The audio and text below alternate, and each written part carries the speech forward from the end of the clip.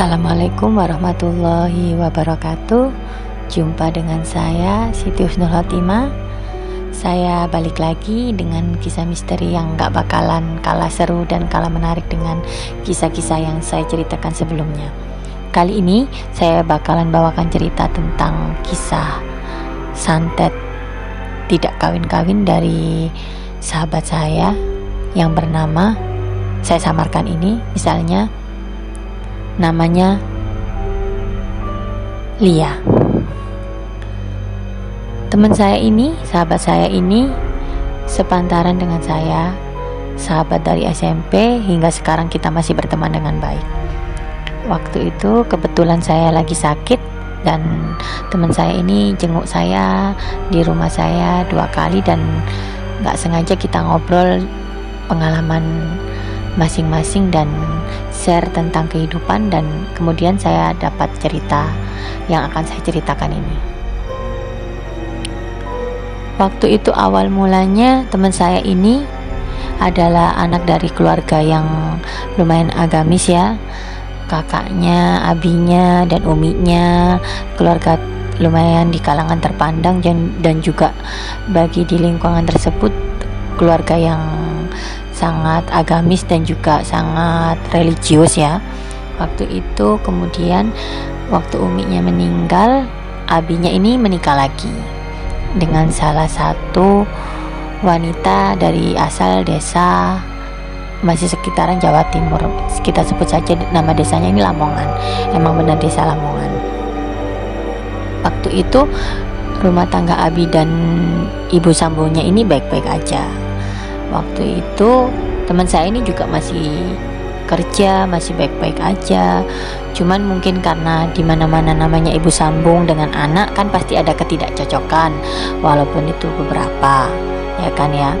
Waktu itu kakak-kakaknya ini sudah pada menikah dan teman saya sendiri ini sempat beberapa kali menjalin hubungan dengan ya sama teman saya, kadang sama pacarnya yang sebelum-sebelumnya gitu. Dia juga termasuk orang yang baik-baik, taat beragama dan juga religius ya. Jadi istilahnya itu kalau misalkan ada apa-apa pasti dikenalkan kepada kakaknya atau kepada saudaranya. Waktu itu kejadiannya sebelum abahnya sakit. Kebetulan sekarang abahnya beliau sakit ya, yang merawat juga teman saya ini.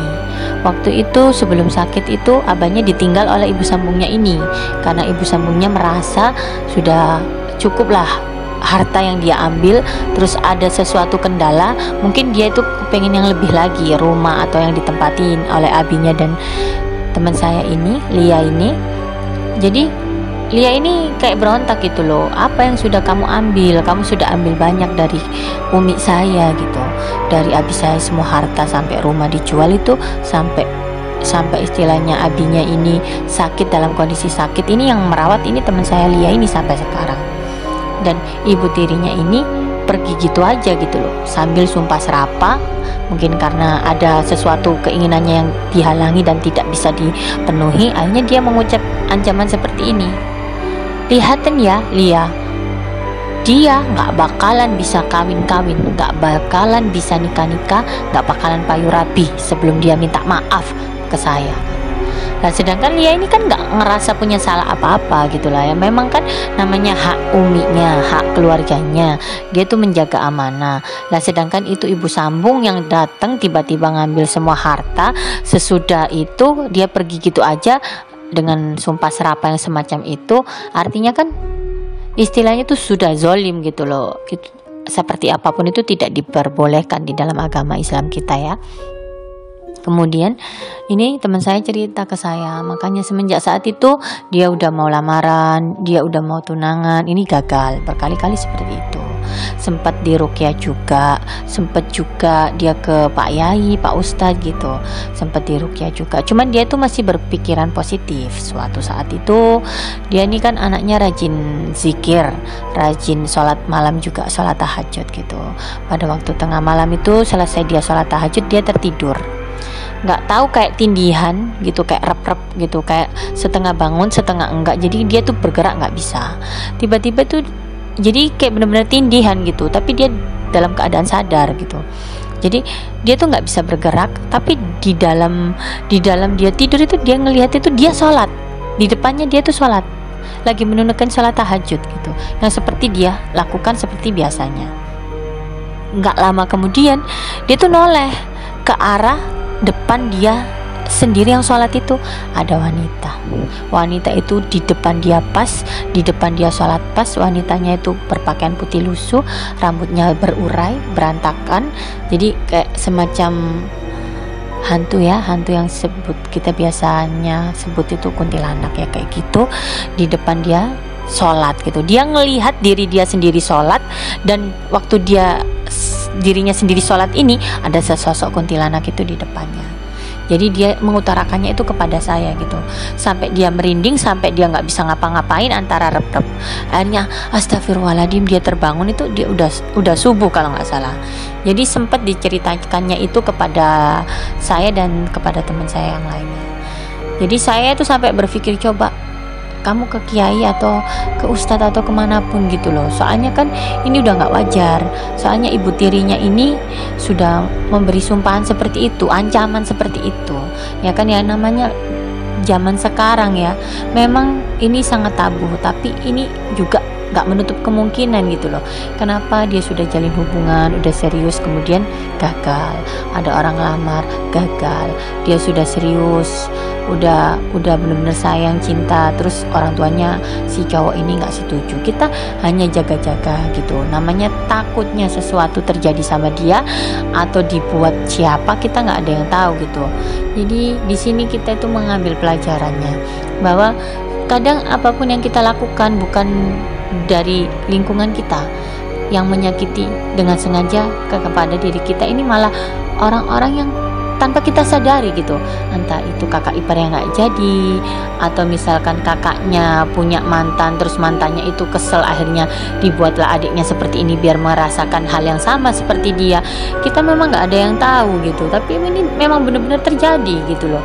Dia sempat diruqyah juga, bahkan dia kebunyai, dia wiritan. Bahkan teman indigonya ini waktu datang ke rumah sebelum ibu tirinya ini pergi melarikan diri, itu sempat ngomong kayak gini, teman indigo teman saya ini, teman kerjanya dia masuk, kemudian di rumah itu teman indigonya itu langsung bilang gini, Lia, ayo masuk ke kamar. Nah, ada apa gitu kan, biasanya kan duduk tuh di ruang tamu gitu kan ya, namanya tamu ya. Itu tamunya yang indigo ini, teman dia itu minta masuk ke dalam kamar gitu. Akhirnya masuklah ke dalam kamar. Ada apa gitu. Nggak cuci tangan, cuci kaki dulu. Tunggu, aku tadi masuk, tapi kamu jangan takut ya, aku cuma mau bilang ini bukan nakut-nakutin. Aku tadi masuk ke dalam rumah, ruang tamu, assalamualaikum, langsung hawaku tuh nggak enak. Aku tiba-tiba tuh melihat perempuan, sesosok perempuan berpakaian putih, dan dia tuh benar-benar menyeramkan wajahnya. Dia tuh langsung berkata kayak gini kepada aku, shh, gitu, menandakan kalau dia tuh disuruh diem gitu. Artinya si hantu ini itu sudah tahu kalau temennya ini indigo, dan dia tuh kayak sudah mengancam gitu, sudah memberitahu gitu. Shh. Jadi dia tuh gak boleh ngomong gitu. Ya kan namanya teman ya, seperti itu. Akhirnya kan ya shock gitu loh. Dan dilihatnya tuh masuk ke kamar ibu tirinya tersebut. Jadi kan otomatis itu bawaan dari ibu tirinya teman saya dia ini, teman indigonya ini bilang kayak gitu.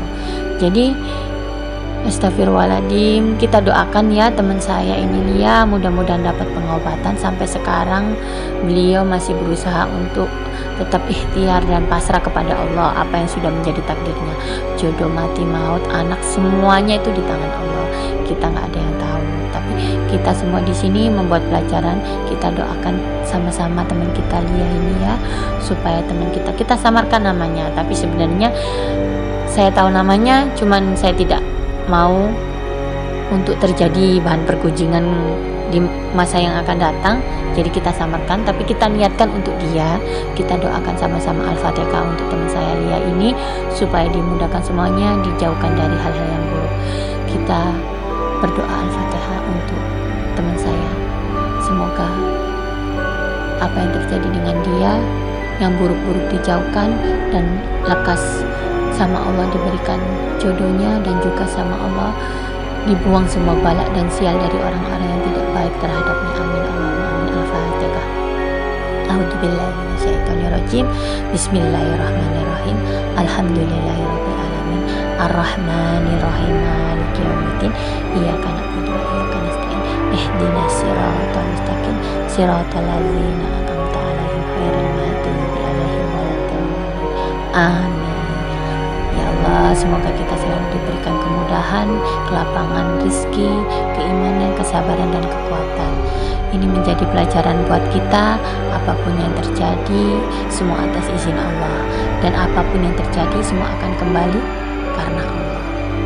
Segitu dulu cerita dari saya. Semoga bisa bermanfaat bagi yang punya sama ceritanya dengan teman saya ini. Bisa kirim email ke Kendali Roso. Dan jangan lupa untuk terus salatnya dirajinkan. Jangan lupa selalu ditingkatkan ibadahnya dan zikirnya, dan tetap bersyukur apapun yang terjadi. Semoga kehendak Allah, kita kembalikan kepada Allah. Apapun yang terjadi milik Allah. Sekian dulu cerita dari saya. Bagi yang belum subscribe, jangan lupa subscribe. Bagi yang suka, silakan tinggalkan komentar dan like. Terima kasih yang selalu setia nonton video dari channel Kendari Roso. Salam hangat dari saya, Siti Husnul Khotimah. Wassalamualaikum warahmatullahi wabarakatuh.